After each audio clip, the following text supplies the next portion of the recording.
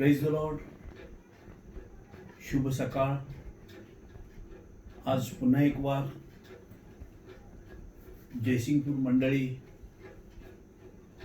आपल्या सर्वांना प्रभू येशूच्या नावामध्ये अभिवादन, सलाम. प्रभूला धन्यवाद. आज पुन्हा एक वार त्याच्या वचनातून मनन करण्यासाठी आपण एकत्र आलेले असताना मागच्या रविवारी काही अपरिहार्य कारणामुळे संदेश देता आला नाही, त्याबद्दल मी दिलगिरी व्यक्त करतो. परंतु आज पुन्हा एक वार प्रभूच्या चरणाजवळ आपण सर्वजण येऊन वचनावर मनन करूया आणि आज परमेश्वर आपल्याबरोबर जे काही बोलत आहे ते आपण त्यावर अंतःकरणपूर्वक वचनावर मनन करून आपण आपल्या जीवनामध्ये वाटचाल करूया. आजचा जो शास्त्र भाग मननासाठी निवडलेला आहे तो म्हणजे उत्पत्ती याचा 39वा अध्याय. आपल्या शास्त्रातून तुम्ही बघू शकता. उत्पत्ती याचा 39वा अध्याय 1 ते 6 वचन आणि कलसेकरास पत्र नव्या करारातून कलसेकरास पत्र याचा 3रा अध्याय 22 ते 25 वचन, त्यावर आपण मनन करणार आहोत. यावेळेला आपण तो शास्त्र भाग आपण वाचूया. उत्पत्ती याचा 39वा अध्याय 1 ते 6 वचन. योसेफ आणि पोटिफराची पत्नी. इकडे योसेफास मिस्रात नेले तेव्हा ज्या इश्माएली लोकांनी त्यास तेथे नेले होते त्याचपासून त्यास पोटिफर नावाच्या एका मिस्राने विकत घेतले. तो फारोचा एक अंमलदार असून गारद्याचा सरदार होता. परमेश्वर योसेफाबरोबर असल्या कारणाने तो यशस्वी पुरुष झाला. तो आपल्या मिस्री धन्याच्या घरी असे. परमेश्वर त्याच बरोबर असल्या कारणाने जे काही तो हाती घेतो त्यास परमेश्वर यश देतो असे त्याच्या धन्याला दिसून आले. योसेफावर त्याची कृपादृष्टी झाली. योसेफ त्याची सेवा करू लागला आणि त्याला आपल्या घरचा कारभारी नेमून आपले सर्व काही त्याच्या ताब्यात दिले आणि त्याने त्याच्या स्वाधीन आपले घरदार व सर्व काही केले.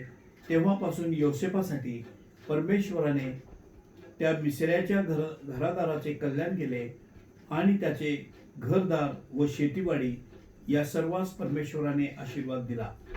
त्याने आपले सर्व काही योसेफाच्या हवाली केले होते, म्हणून तो अन्न खाई त्या पलीकडे आपले काय आहे याचे त्याला भान नसे. योसेफ हा बांधेसूद व देखणा होता. त्याचप्रमाणे कलसेकरास पत्र याचा 3रा अध्याय आणि 22 ते 25 वचन आपण त्याकडे लक्ष देऊया. यामध्ये असं म्हटलेलं आहे. कलसेकरास पत्र 3रा अध्याय 22 ते 25 वचन. दासानो, तुम्ही सर्व गोष्टीत आपल्या व्यवहाराच्या धन्याच्या आज्ञा पाळा.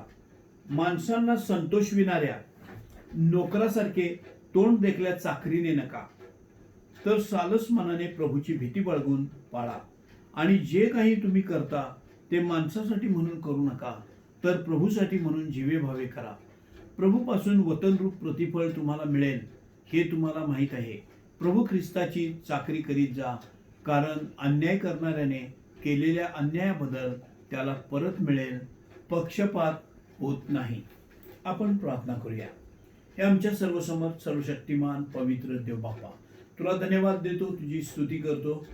आज आम्ही सर्वजण तुझ्या हातामध्ये समर्पण करतो स्वतःला. तू आज तुझ्या पवित्र आत्म्याच्या मार्गदर्शनानुसार आज आमची भेट घे, आम्हाला मार्गदर्शन कर आणि तुझ्या अंतःकरणामध्ये तुझ्या मनामध्ये जे पण विचार आमच्याबद्दल आहेत ते तू विधित कर आणि आम्हाला आशीर्वादित कर. इथून पुढची वेळ तुझ्या हातामध्ये देऊन ही प्रार्थना आमचा तारणारा प्रभू येशू ख्रिस्त याच्या पवित्र नावात केली म्हणून ऐक बाप्पा. आमेन, आमेन.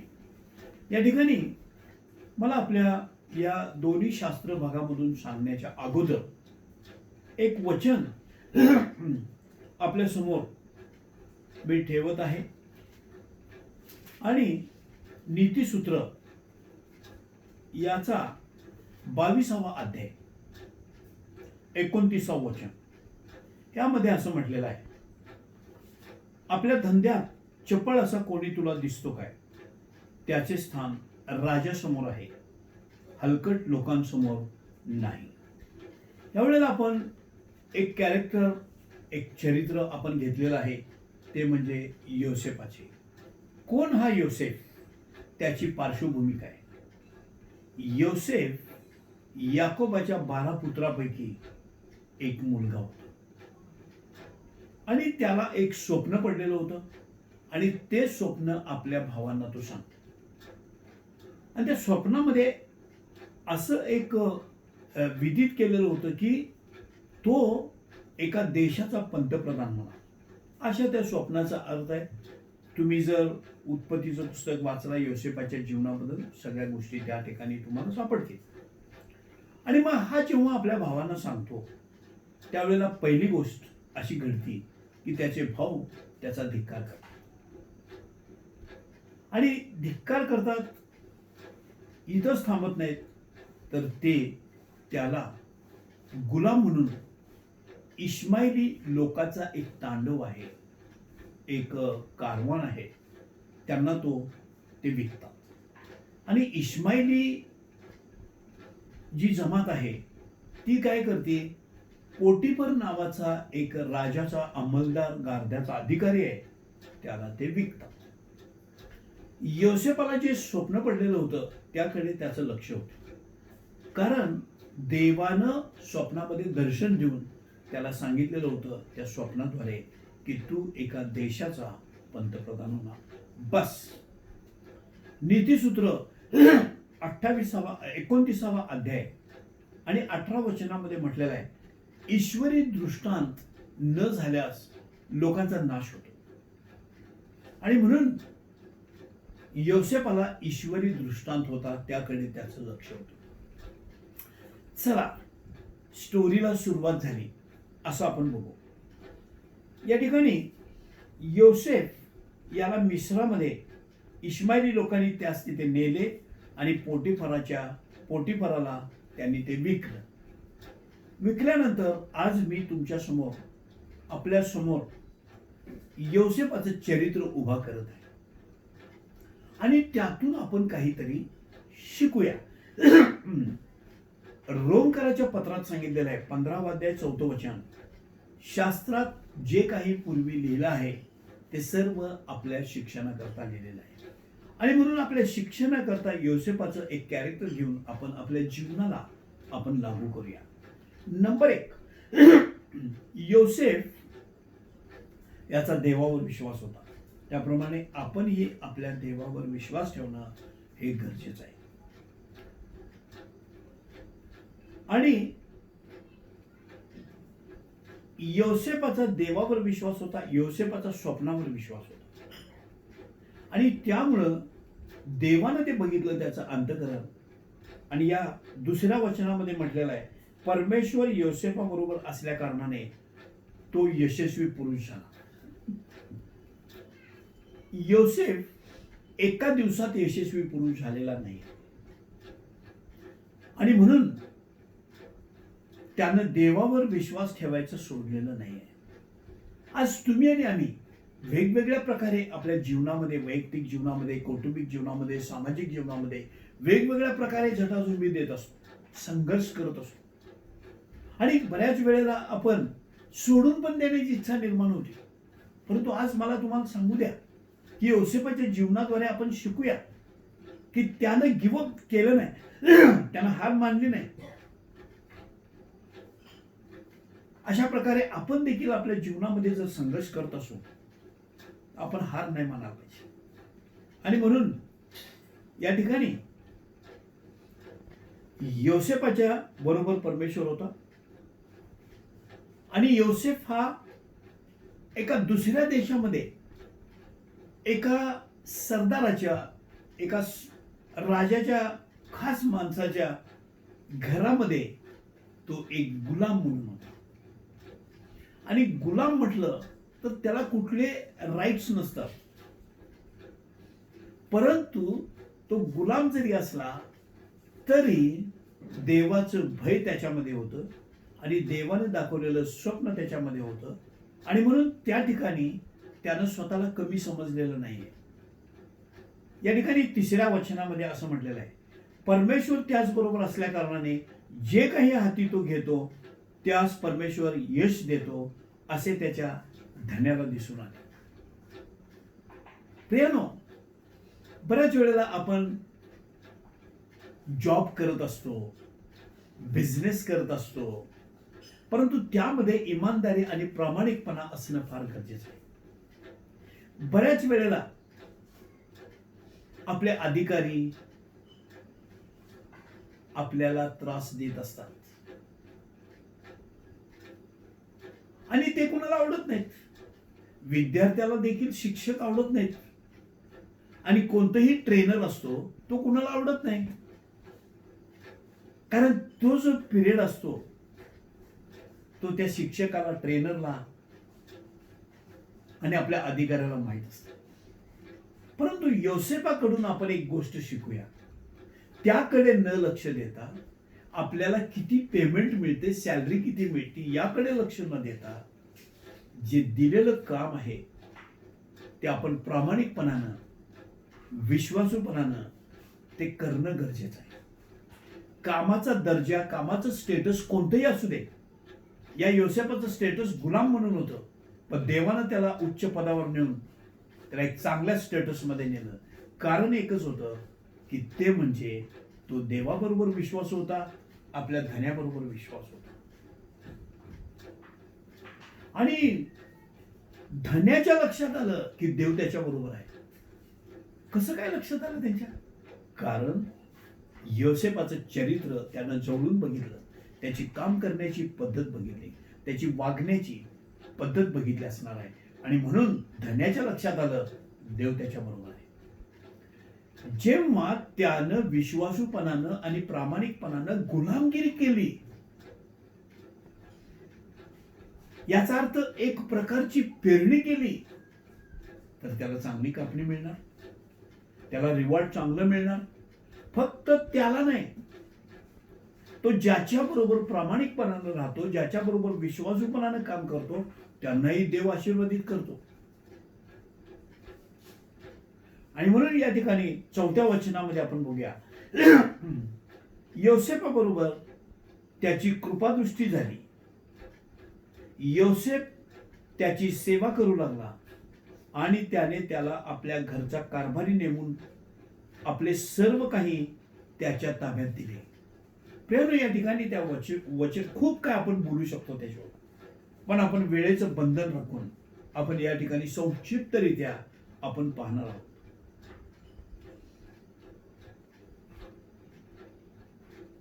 योसेफावर देव त्याची कृपादृष्टी झाली.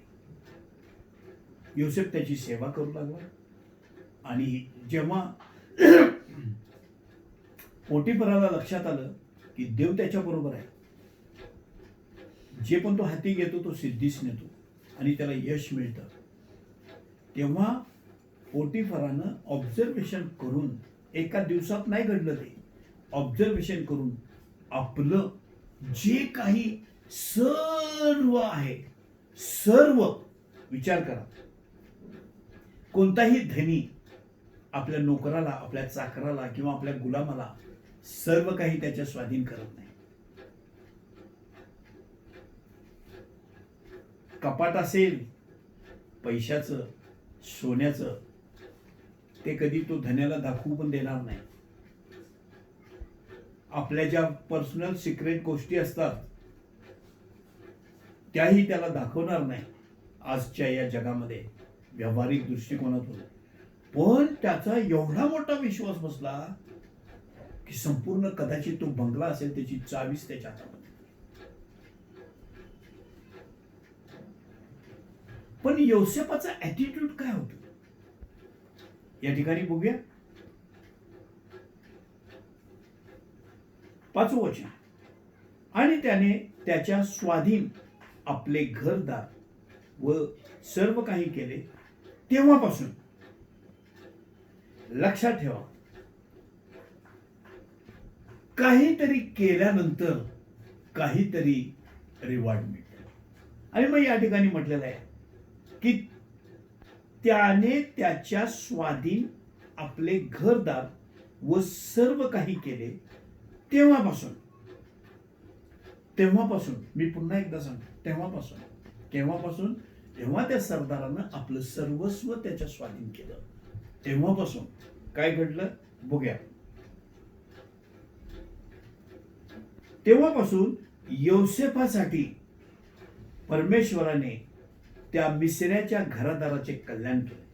नंबर 1, योसेफाचा देवावरचा विश्वास, योसेफानं केलेलं प्रामाणिकपणानं काम, गुलामगिरी, याचा परिणाम अधिकाऱ्यानं सर्वस्व त्याच्या स्वाधीन केलं आणि त्याचा परिणाम त्या अधिकाऱ्याच्या घरादाराचं त्यानं कल्याण केलं. एका माणसाच्या निर्णयावर हे सगळं काय लटकलेलं होतं. आणि म्हणून नीतिसूत्र 22 अध्याय 29 वचन असं म्हटलेलं आहे, कोणी आपल्या धंद्यात चपळ दिसतो का, त्याचे स्थान राजासमोर आहे, हलकट लोकांसमोर नाही. आणि हा योसेफ त्याच्या कामामध्ये तो चपळपणा त्यानं दाखवलेला आहे आणि म्हणून त्याचं स्थान अधिकाऱ्यासमोर एक चांगल्या प्रतीचं आहे. पुढं फक्त मिसऱ्यांच्या घरादाराचे कल्याण केलं नाही, तर या ठिकाणी म्हटलेलं आहे आणि त्यांचे घरदार व शेतीवाडी या सर्वांस परमेश्वराने आशीर्वाद दिला.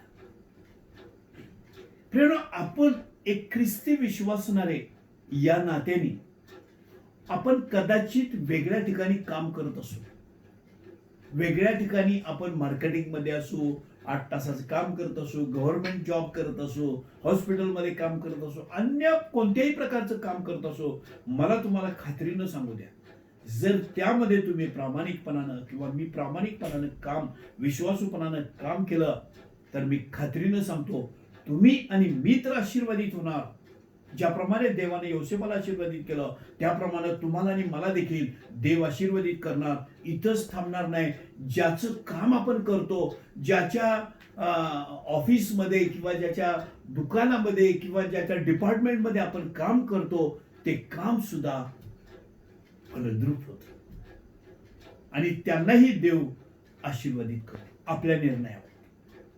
कदाचित आपण स्वीपरचं काम करू, कदाचित आपण एक ऑफिसरचं काम करू, कोणत्याही डिपार्टमेंटचे काम करू, ते काम आम्ही प्रामाणिकपणानं करणं अतिशय गरजेचं आहे. मला एक माझं स्वतःचं उदाहरण तुम्हाला सांगू द्या. मी पण जॉब करत होतो आणि मी कामाला लागल्यानंतर पहिल्यांदा माझ्या मालकानं मला मटण आणायला लावलं आणि मटण कापून धुवायला लावलं. नंतर मला त्यांचं टॉयलेट आणि बाथरूम स्वच्छ करायला लावलं. नंतर मला ते ज्या हॉस्पिटलमध्ये मी काम करत होतो, मला झाडायला पुसायला लावलं.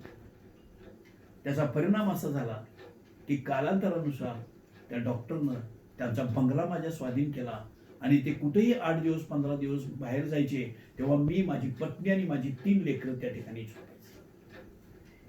त्यानंतर मला एक चांगलं एक स्टेटस दिलं, म्हणजे चांगलं काम दिलं आणि त्यानंतर त्यांच्याद्वारे मला अनेक मिरजेमध्ये असणाऱ्या डॉक्टरांची ओळख झाली आणि त्यांच्यामुळं लोक माझा रिस्पेक्ट करू लागले. कालांतरानुसार मला येशूचं दर्शन झालं आणि येशूवर मी विश्वास ठेवला आणि देवानं त्याच्या कामासाठी मला निवडलं. आणि त्यानंतर आज 30 वर्षानंतर मी बघत आहे की देवानं मला कशा प्रकारे ठेवलेलं आहे. मला कौटुंबिक आशीर्वादित केलेलं आहे, मला सामाजिक आशीर्वादित केलेलं आहे. कारण एकच की मी ज्या ठिकाणी काम करत होतो, माझा अंतरात्मा मला साक्ष देतो, मी विश्वासूपणानं आणि प्रामाणिकपणानं ते काम केलं. देव माझ्या बरोबर राहिला आणि देवानं माझं स्टेटस बनवलं. कोण मी, माझा हुद्दा काय, काय माझं एज्युकेशन आहे का, किंवा माझं काय चांगलं स्टेटस होतं का, केवळ मी देवावर विश्वास ठेवला आणि देवानं माझं स्टेटस बनवलं. त्यानं तोच देव तुमच्या बरोबर आहे, तोच देव योसेफा बरोबर होता आणि तोच देव पेत्रा बरोबर होता. प्रेम, या ठिकाणी त्यानं एक निर्णय घेतला आणि देवानं त्याला आशीर्वादित केलं, त्याच्याद्वारे त्याच्या अधिकाऱ्याला आशीर्वादित केलं, त्याच्याद्वारे त्यांच्या समाजाला आशीर्वादित केलं. काय आपण हा धडा घेऊया का? मी विनंती आणि उत्तेजन करतो. विश्वासूपणा आणि प्रामाणिकपणा याचं प्रतिफळ देव दिल्याशिवाय राहणार नाही. नंबर 2, आपल्या कामामध्ये आपण चपळ असणं गरजेचं आहे. आपलं स्थान राजासमोर. Praise the Lord. या ठिकाणी 6वं वचन आपण बघूया. त्याने आपले सर्व काही योसेफाच्या हवाली केले होते, म्हणून तो अन्न खाई या पलीकडे आपले काय आहे याचे त्याला भान नसे. योसेफ हा बांधेसूद व देखणा होता. योसेफाची पर्सनॅलिटी चांगली होती. तो बांधेसूद आणि देखणा होता असं म्हटलेलं आहे. परंतु त्यानं गुलामाचं काम केलं, प्रामाणिकपणानं काम केलं. गुलाम याचा अर्थ देईल त्यावेळेला खाणे आणि मालक सांगेल तेव्हा झोपणे. नो क्वेश्चन, कोणताही प्रश्न विचारायचा नाही. आणि हा बांधेसूद आणि देखणा होता, तरी सुद्धा त्यानं ते काम केलं, कारण देवावरचा विश्वास आणि देवानं दाखवलेला दृष्टांत त्यावर त्याचा विश्वास होता. आणि मग पावलाने काय सांगितलं कलसेकराच्या पत्रामध्ये बघूया आपण.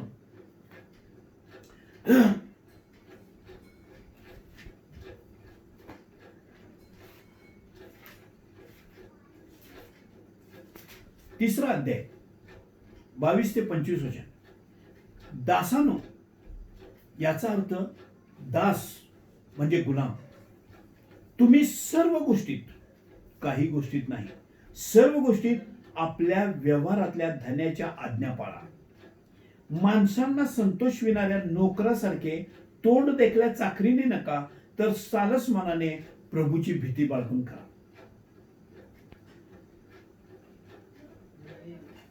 म्हणजे विचार करूया आपण की सर्व गोष्टीत तुम्ही आपल्या व्यवहाराच्या धन्याच्या आज्ञा पाळा. प्रश्न विचारायचा नाही. करून तर बघूया आपण. आपल्याला प्रश्न विचारायची खूप सवय असते, अन्यथा आपल्या मनात आपण विचार करतो, काय मालक आहे का, काय मला काम सांगायला लागलंय. आत्ता मी कामावरून आलो आणि ड्युटीचं टाइम संपलं माझं 5 वाजता आणि मला 6 वाजेपर्यंत थांबून ठेवलं, 7 वाजेपर्यंत थांबून ठेवलं, मला काय घर आहे का नाही, असं बऱ्याच वेळेला आपण विचार करतो. नेमकं काम सुटायच्या वेळेलाच काहीतरी अधिकारी आपलं काम सांगतो. पण निमूटपणे आपण काम यासाठी करायचं आहे, देवाच्या इच्छेने, देवासाठी, सालस मनाने करायला लागते म्हणून नव्हे, किंवा तोंड देखल्या कोणतर बघायला आपल्याला म्हणून नव्हे. आपल्याला देव बघत असतो. आणि प्रभूची भीती बाळगून करा. पुढं नंबर 2, आणि जे काही तुम्ही करता ते माणसासाठी म्हणून करू नका, तर प्रभूसाठी म्हणून जीवे भावे करा. इंटरेस्ट घेऊन करा. काम पगारासाठी जर करत असाल तर त्या कामाचा तुम्हाला कंटाळा येईल, पण काम जीवे भावे कराल, पगार द्विगुणित होईल. ते देवाचं काम आहे. आणि योसेफाबरोबर देव होता, तोच देव आपल्या बरोबर. पुढं, प्रभू पासून वतनरूप प्रतिफळ मिळेल हे तुम्हाला माहीतच आहे. प्रभू ख्रिस्ताची चाकरी करेल. प्रियानो, आपण जे या सेक्युलर जगामध्ये जो जॉब करतो, काम करतो, बऱ्याच वेळेला आपण एक तक्रार ऐकतो की माझा बॉस चांगला नाही, माझा मालक चांगला नाही, माझा कोवर्कर चांगला नाही, हा चमचेगिरी करतो, तो लावालावी करतो. याचा आपण विचार करत नसतो. परंतु या सगळ्या गोष्टीच्या वर आपण येऊया आणि प्रभूचं भय बाळगून जे पण दिलेलं काम आहे करूया. कधी कधी आपलं खच्चीकरण होतं. पुणे दाविदाचं पण खच्चीकरण झालेलं आहे. असं काय तुम्हाचं आणि माझं खच्चीकरण होणं म्हणजे काय नवीन नाही. असं काय ते आश्चर्य वाटून नवल वाटून घेण्याचं काय कारण नाही. पण शास्त्र आमच्यासाठी एक आदर्श आहे. शास्त्र आमच्या शिक्षणासाठी आहे. आणि योसेफाच्या जीवनावरून आपण हे शिकण्याचा प्रयत्न करत आहे. या ठिकाणी बघा काय म्हणलं, तुम्हाला वतनरूप प्रतिफळ मिळेल हे तुम्हाला माहित आहे. अहो, श्वास देखील घेतो तो आपला नाही. आपलं जीवन ते काय, आपलं आयुष्य ते काय, वाफ आहे. तरी सुद्धा शास्त्र देवानं आपल्याला जीवनात मध्ये कोणत्या प्रकारे मूल्य तत्व जोपासावं याचं एक योग्य दिशानिर्देश. आणि म्हणून बायबल हा एक चांगला प्लॅटफॉर्म आहे आपल्यासाठी. आणि जर योग्य प्लॅटफॉर्म असेल तर आपल्याला दिशानिर्देश योग्य रीतीने मिळतील. आणि म्हणून यावर आपण विश्वास ठेवून आपण चालूया आपल्या जीवनामध्ये. प्रभू ख्रिस्ताची चाकरी करीत जा म्हणून सांगितले. अरे आपण तर सैतानाचे चाकर होतो, गुलाम होतो. परंतु येशू ख्रिस्तानं 2000 वर्षापूर्वी स्वतःचा प्राण देऊन, खंडणी भरून घेऊन त्या सैतानापासून आपल्याला विकत घेतलेला आहे. त्याची गुलामगिरी करू शकतो, पण येशू ख्रिस्ताची गुलामगिरी किंवा चाकरी करायला आपल्याला खूप गिल्टी कॉन्शियस, आपल्याला खूप खूप वाईट वाटतं. पण लक्षात ठेवा, त्याच्यामध्ये सुद्धा एक प्रकारची स्वतंत्रता आहे. येशू ख्रिस्ताच्या चाकरीमध्ये सुद्धा. करून तर बघा, करून तर बघूया काय होतं. एक उत्तेजन शेवटचं दिले वचन. कारण अन्याय करणाऱ्याने केलेल्या अन्यायाबद्दल त्याला परत मिळेल. पक्षपात होत नाही. देवाजवळ पक्षपात नाही.